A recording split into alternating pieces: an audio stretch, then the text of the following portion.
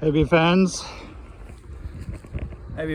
so I'm in, well I'm at least Efteling in the Netherlands. It's one of the hotels, and they've got a nice little open area, and a couple of beehives, and they seem to be pumping away quite nicely. So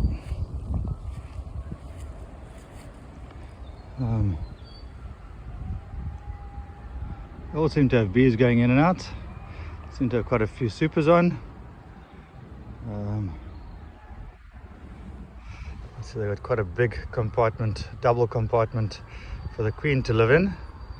So they should be making lots and lots of bees. And they've got a couple of little half supers on the top. So it's all good.